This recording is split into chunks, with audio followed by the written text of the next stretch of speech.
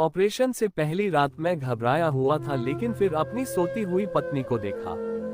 जब ये बच्चों को जन्म दे सकती है तो क्या मैं नसबंदी नहीं करवा सकता? मैं और मेरी पत्नी छोटी छोटी बातों पर झगड़ते हैं।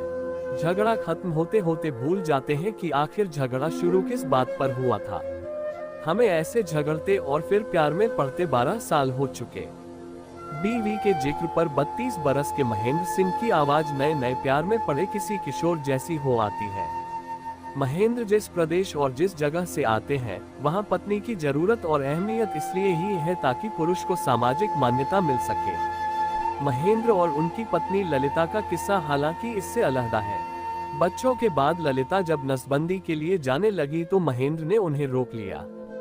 तुम नहीं, मैं जाऊंगा। महेंद्र याद करते हैं, तीसरी तक पढ़ा हूँ। यही मान लीजिए कि मुझे दस्तखत के अलावा कुछ नहीं आता, न पढ़ना न लिखना। नसबंदी कराने की सोची तो किसी से बात नहीं कर सकता था, सिवाय अपनी औरत के। वो 12वीं तक पढ़ी लिखी है। इसी गर्मी में कॉलेज का भी कोई पर्चा दिया। खूब पढ़ती है। उसने कहा तुम वीडियो देखो। मैं नसबंदी पर वीडियो देखने लगा। दिन भर पेट्रोल पंप पर नौकरी करता हूँ।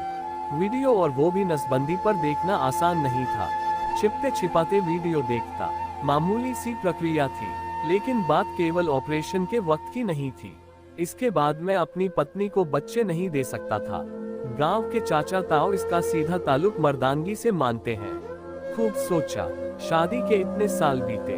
हमारे 4 बच्चे हैं और हमें एक दूसरे के अलावा किसी और को कुछ साबित करने की जरूरत नहीं। अब मैं तैयार था। तुम नसबंदी कराना चाहते हो?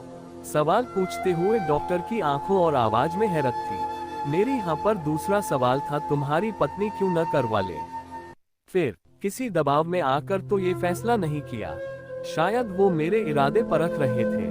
मैंने पूरी बात बताई। अब हमें और बच्चे नहीं चाहिए। पत्नी तो बच्चे पैदा करने की तकलीफ उठा चुकी है। मेरे चाहे से भी उसकी वो तकलीफ मैं नहीं ले सकता, इसलिए अब की मैं ऑपरेशन कराऊंगा।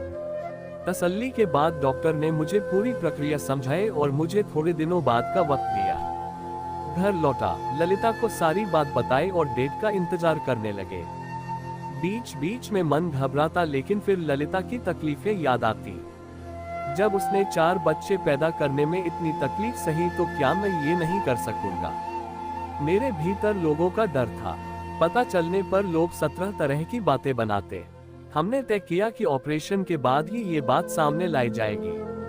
मैं काम पर जाता, लौटता, घर के कामों में मदद करता और बच्चों से गप लगाता। दिन नजदीक आ रहा था। नसबंदी का मर्दानगी से कोई वास्ता नहीं। लेडीज का ऑपरेशन ज्यादा खर्चीला होता है। उस पर उन्हें पलंग रेस्ट चाहिए। बच्चे पैदा करके उनका शरीर पहले से ही कमजोर रहता है। मर्द को इसकी कोई जरूरत नहीं। हमारा ऑपरेशन भी कम वक्त लेता है और किसी आराम की भी जरूरत नहीं होती। वीडियो में जैसा देखा था सब कुछ वैसा ही हुआ।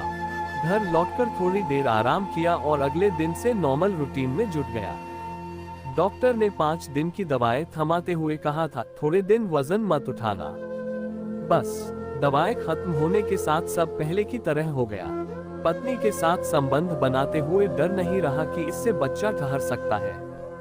हम पहले से ज्यादा निश्चिंत थे। रिश्ता और भी गहरा हो गया। और किस तरह के बदलाव हुए। शरीर भर गया, महेंद्र बताते हैं। नस रुकवाने के ऑपरेशन के साल भर के भीतर ही मैं पहले से ज्यादा मजबूत हो गया, ऐसा वो भी कहती है। महेंद्र का फैसला अपने तक ही सीमित नहीं रहा। गांव के 26 और मर्द उनके साथ जाकर नसबंदी करवा चुके हैं। कैसे हुई शुरुआत? महेंद्र याद करते हैं, मैंने थोड़ा वक्त बीतने पर अपने नसबंदी की बात बतानी शुरू की। सब जोड़े परेशान तो रहते हैं, लेकिन इस पर बात नहीं कर पाते। फिर या तो दूर दूर रहो या फिर औरत को दवा गोली खानी पड़ती है। पेट्रोल पंप पर ही काम करने वाले एक दोस्त ने दिलचस्पी दिखाई। मैं उसे लेकर अस्पताल गया। ऐसे करते हुए लोग जानते और जुड़ते गए। कई लोग बीवियों से नसबंदी की बात करते हैं तो घर पर रोना धोना मच जाता है, लेकिन फिर सब सही हो जाता है। पहले लोग खूब बातें बनाते। गांव के चौराहे, गली नुक्कड़ पर मेरी नसबंदी चर्चा का विषय रही। धीरे धीरे बाकी मर्द मेरी तरफ खींचने लगे। जब ये भाई इतना माँ का मर्द है तो हम भी ऑपरेशन करवा लेते हैं।